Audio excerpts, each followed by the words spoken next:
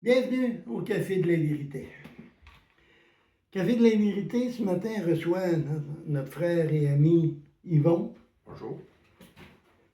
Bienvenue Yvon. Oui. Et je sais qu'on a parlé ensemble hier et que tu avais quelque chose à cœur à nous partager Oui.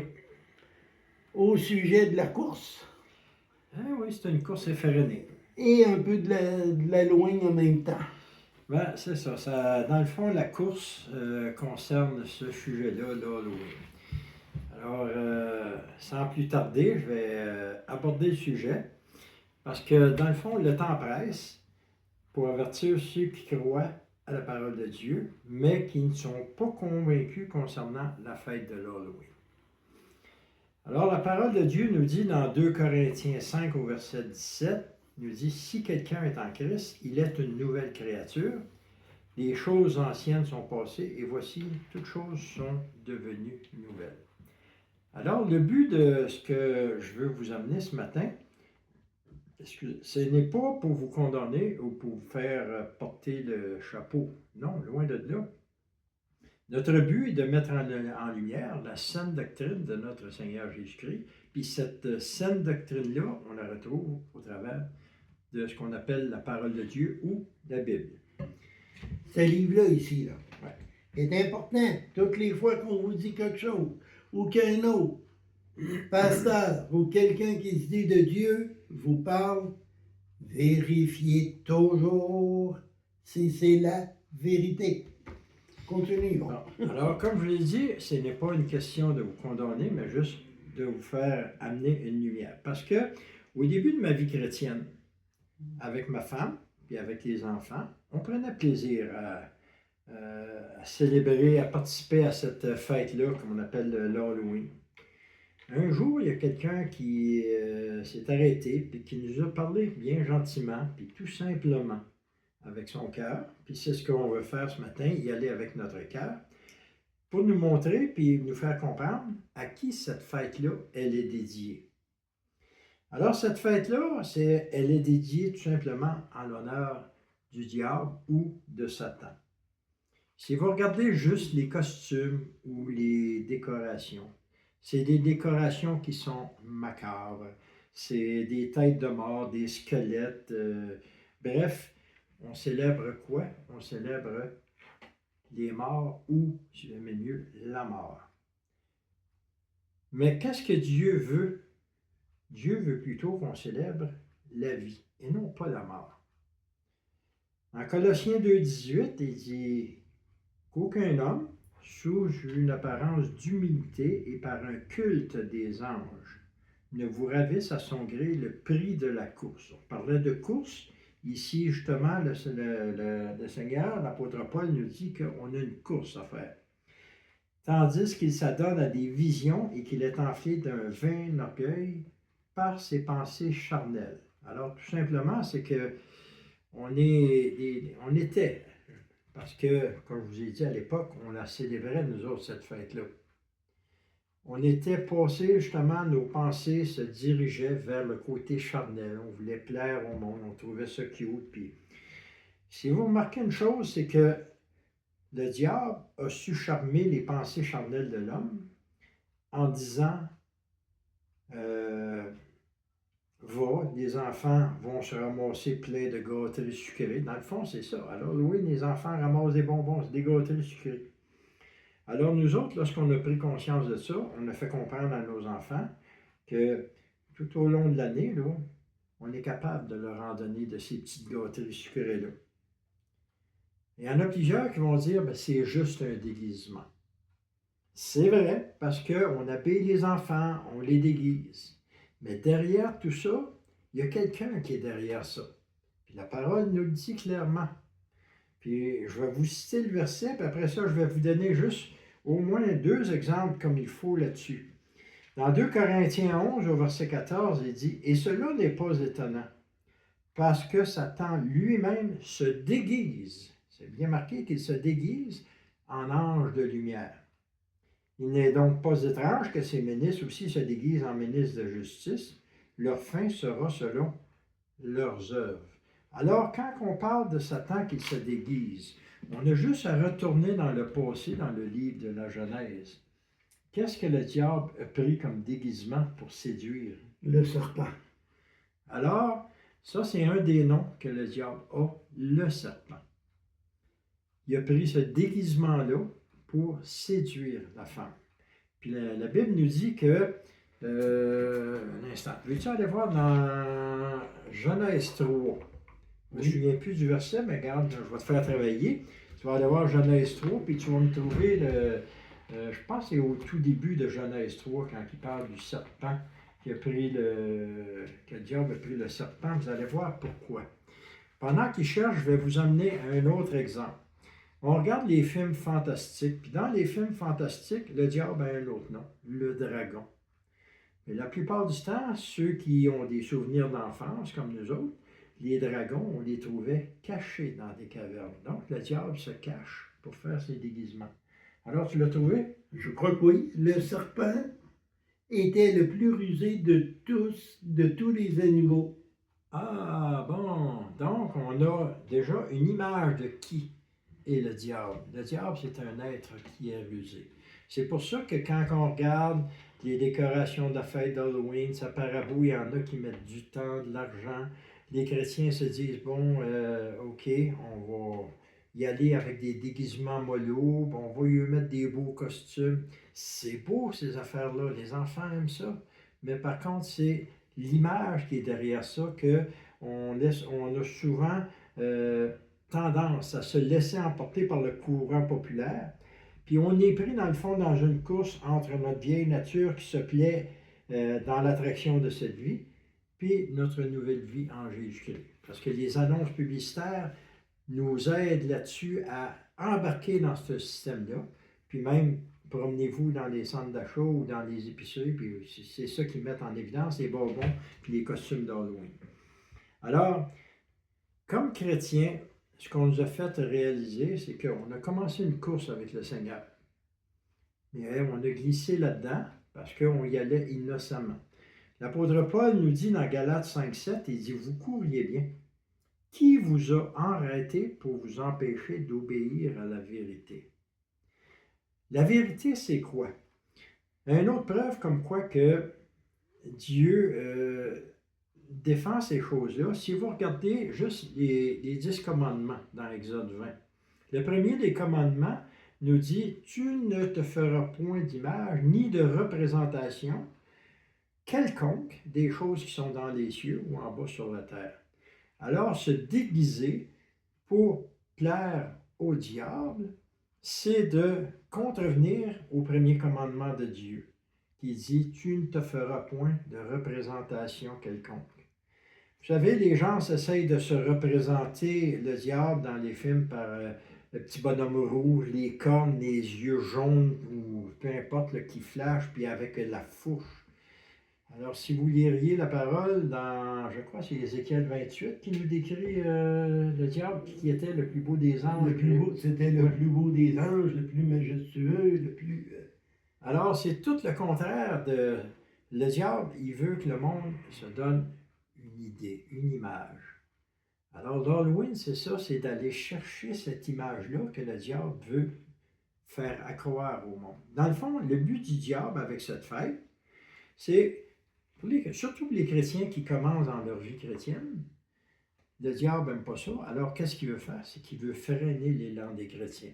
En freinant l'élan des chrétiens, il va les séduire. Puis, ça le réjouit, lui, de voir que quand un chrétien, il va mollo, il dit, bah, il n'y a rien de grave là-dedans. C'est pas une question de grave, c'est une question à qui tu veux plaire. Veux-tu plaire à Dieu ou tu veux plaire au diable? Si tu veux plaire au diable, tu vas continuer à la célébrer. Mais si tu veux plaire à Dieu, tu vas commencer à te poser des questions. Alors, moi, ce que j'invite les chrétiens qui n'ont pas encore eu cette conviction-là par rapport à la fête de l'Halloween, pensez-y, puis le Seigneur vous invite à revenir, lui, dans la course. Comment est-ce qu'il vous invite? Il faut que vous ayez vers le but fixé par Dieu. Il vous invite avec la parole. La parole, j'ai écrit les versets ici, puis Puis je vais finir avec un dernier verset, deux derniers versets que je vais aller vous chercher tout à l'heure. Philippiens 3, le verset 12. L'apôtre Paul, il disait, c'est pas que j'ai déjà remporté le prix ou que j'ai déjà atteint la perfection, mais je cours pour tâcher de le saisir, puisque moi aussi j'ai été saisi par qui? Par Jésus-Christ. Au verset 13, il dit frère. Quand il dit frère, c'est-à-dire qu'il s'adresse à nous, aux chrétiens. Et il dit, je ne pense pas l'avoir saisi, mais je fais une chose, oubliant ce qui est en arrière et me portant vers ce qui est en avant. Alors, lorsque un chrétien a pris le temps de s'arrêter pour nous faire comprendre, à ma femme et à moi, quel était le but et le sens de la fête de l'Halloween, on s'est dit, oh, on veut reprendre la course pour le Seigneur. Alors, on a oublié ce qui est en arrière, puis on a commencé à regarder en avant. En avant vers qui? Vers Christ. Alors, on a rentré dans la filée, puis l'apôtre Paul, il continue au verset 14 dans Philippiens 3, il dit, je cours vers le but pour remporter le prix de la vocation céleste de Dieu en Jésus-Christ. Alors, si on vous demande pourquoi cette année, si vous avez pris la décision de dire, OK, on va l'expliquer à nos enfants, puis on va arrêter de participer à cette fête-là, puis dans les années à venir aussi. Alors, si jamais à un moment donné, il y en a qui sont habitués de vous voir ça, faire ça, s'ils vous posent la question, alors vous avez juste à dire, on ne court plus l'Halloween. Mais s'ils vous disent, ben ouais, mais pourquoi? Alors, il y a un beau passage qui nous dit, dans Josué 24, ça c'est dans l'Ancien Testament. Josué avait guidé le peuple d'Israël pour rentrer dans la terre promise après Moïse. Et puis Josué, vers la fin de sa vie, a répondu une chose qui est bien importante. Un instant, au verset 15. Josué est là, puis il donne ses dernières instructions. Il dit, si vous ne pensez pas devoir servir l'Éternel, il dit, choisissez aujourd'hui. Alors, vous avez un choix à faire. Dieu nous laisse toujours libre de faire un choix. Qui vous voulez servir? Ou ben donc les dieux que servaient vos pères au-delà du fleuve, ou les dieux des Amoréens dans le pays desquels vous habitez. Mais c'est là qu'est la belle réponse qu'il dit. Il s'adresse à 1 million de personnes, et il dit, moi et ma maison, cependant, nous servirons l'Éternel. Alors, j'ai dit que je finirais par deux petits versets. Ces deux petits versets que j'ai entendus hier, puis j'ai trouvé que ça allait bien avec... c'est dans le psaume 73. Le psaume 73 est écrit par un dénommé Asaph. Asaph, lui, c'est tout un personnage coloré, mais c'est un personnage qui aimait Dieu. Il a commencé au niveau musical, puis il est devenu aussi prophète parce que ses paroles sont prophétiques. Alors, dans le psaume 73, on va y aller avec deux versets pour finir. Le verset 25 nous dit, « Qui d'autre au ciel,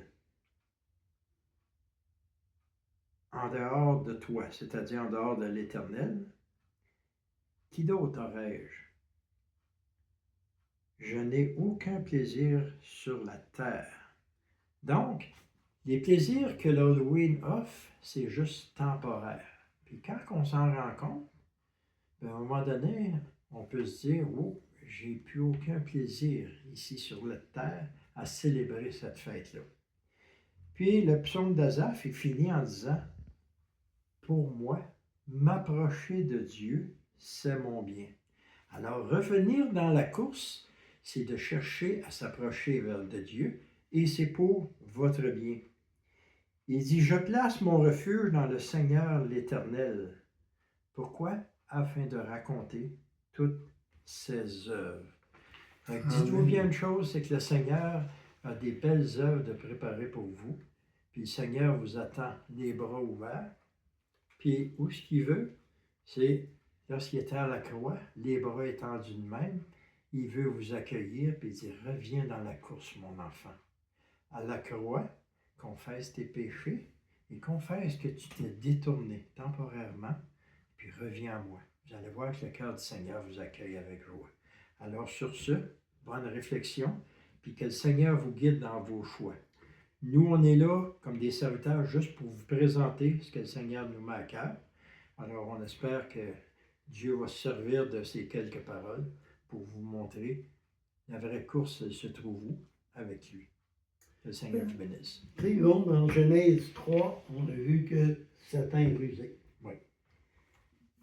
Satan n'ira pas bang d'un coup, il va y aller petit par petit, il va empoisonner ton esprit. On a des belles exemples, là. Un des exemples, il y a un programme qui passait à la télévision qui s'appelait Lucifer. Puis là, c'est Lucifer qui est revenu de l'enfer, qui est sur terre et qui aide les policiers à arrêter les bandits, là, tu sais. Oui. On lui fait une belle image déjà. On dit, ouais, c'est pas grand-chose, c'est rien.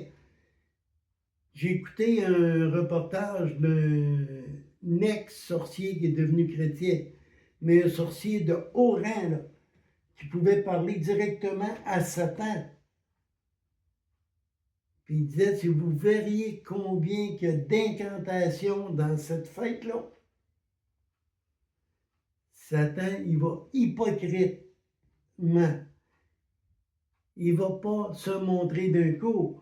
Regarde là, il y en a qui sont fait injecter déjà des puces, là, puis ils vont rouvrir leurs portes de maison, ils vont rouvrir leurs portes d'auto, tout ça. Ah, regarde, c'est le fun, j'ai plus besoin de clé. Yo, allumez! On vous donne.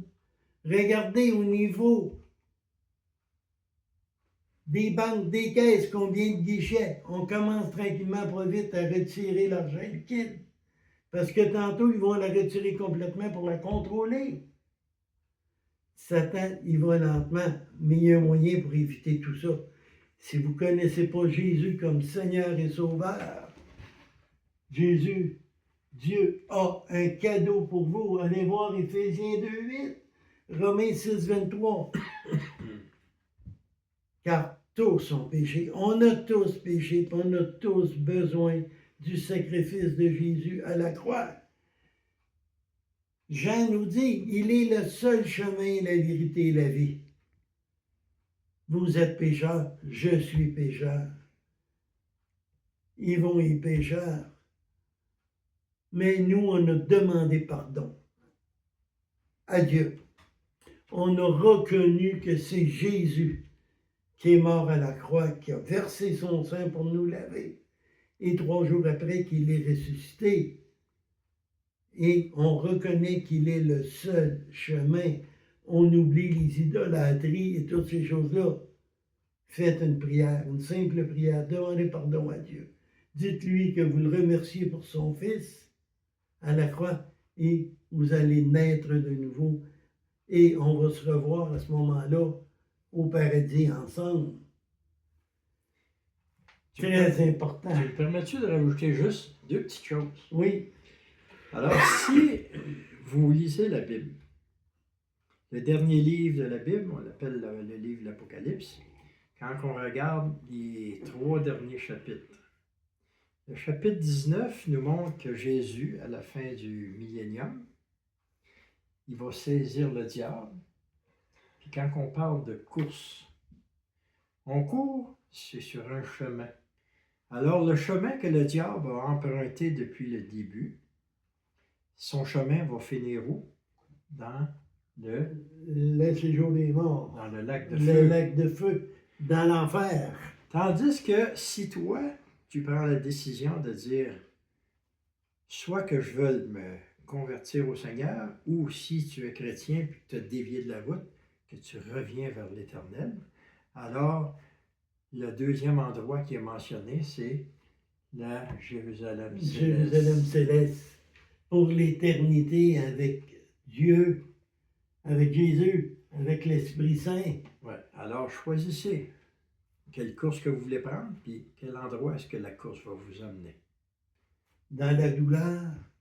Ou dans la joie. Ou dans la grande joie, sans maladie, sans rien. Sur cela, partagez. Surtout partagez. On ne fait pas cela, nous, pour de l'argent ou rien. On fait cela pour annoncer l'évangile de Dieu, pour annoncer le sacrifice de Jésus. partagez. Et que l'Éternel vous bénisse. Amen.